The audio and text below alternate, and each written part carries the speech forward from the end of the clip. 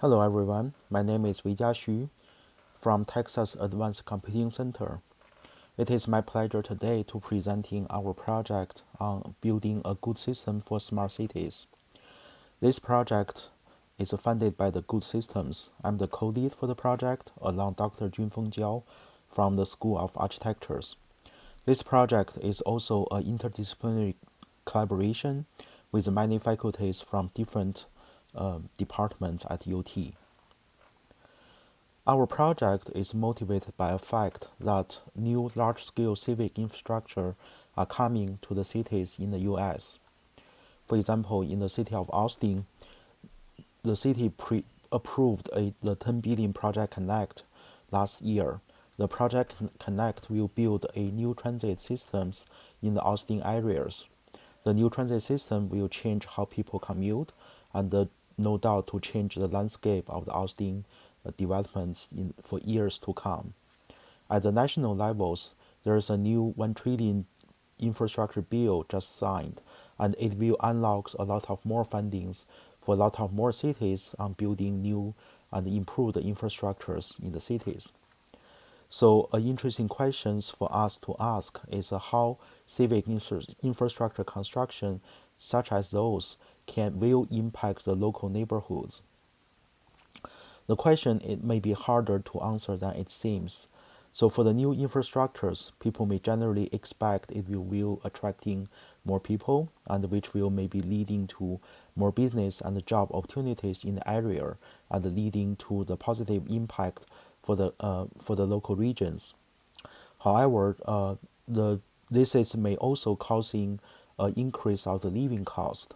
Uh, Putting them together and multiple other factors makes the impacts of a new infrastructure construction hard to predict. Sometimes it could be negative, or sometimes there are some negative impacts, and we want to identify earlier. So the goal of our project is to build an AI system that can help us to predict those impacts. Such system will help us to answering the questions such as can we use it to predict any undesired social economic impacts of the new urban developments. If we can predict them, whether we can base on the prediction to provide early intervention strategies to to build such system, what are the data needs and how we can integrating multiple data sets together and to build the foundation for such systems. Once we can build such systems, we also want to evaluating how well it predicts the future project impacts to the local neighborhoods. Um, and finally, we also want to evaluating on how scalable the model is and whether we can transfer the AI model learned in one region to a different regions. So for our basic methodologies, we'll combine the machine learnings, data analysis, urban planning science, and the social science together. In these examples, and we want to predict potential gentrification risk over a neighborhood regions, and we want to first use machine learning to automatically merging different data sets relevant to these regions together. Then we will work with the urban planning experts to link existing urban planning models to the relevant data sets for different questions. In this case, the question could be what would be the impact on the housing values and what would be the impact on the job market and the job accessibilities. The gaps between the two may give us an indication for the gentrification in the neighborhood. Then we can, once we identify the data and the questions, then we can using graph theory and deep learning to build a generic model to make that quantitative predictions on the risk of the gentrifications. Then we will using our domain-specific knowledge, such as from the transportation, energy, and housing, and trying to evaluating our system performance. Then we want to also leveraging economics researchers, public policy makers, and city staff's expertise to evaluate those impact and make the recommendation to what are the early prevention or mitigation strategies.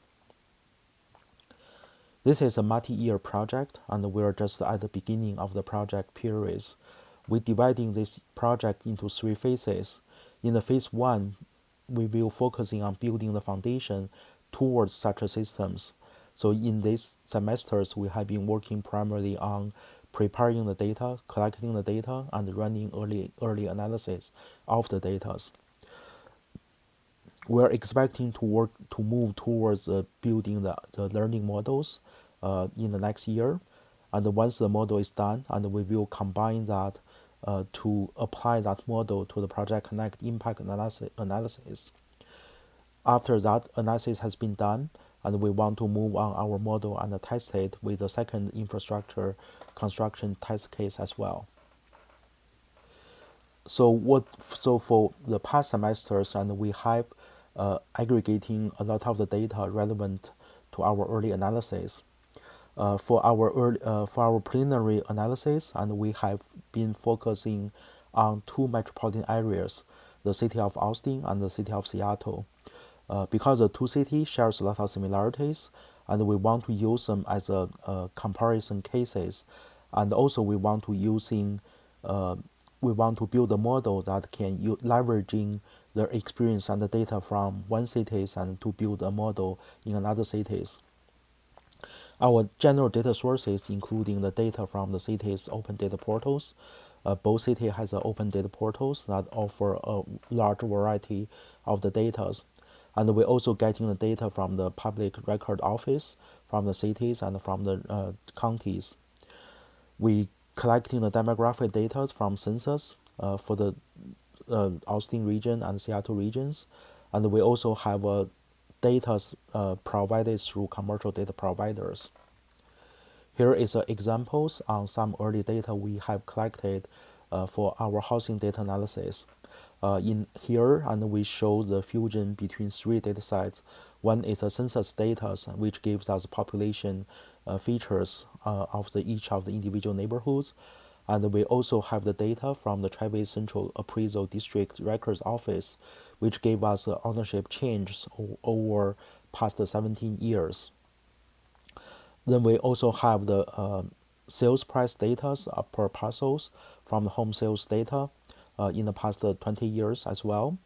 So putting those three data together, those can help us to investigating questions like whether there is a causal relationships between ownership change and housing price change.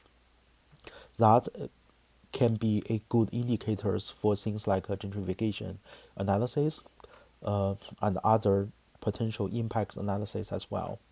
So our models will also allowing us to conduct such analysis in a more granular levels at a neighborhood scales.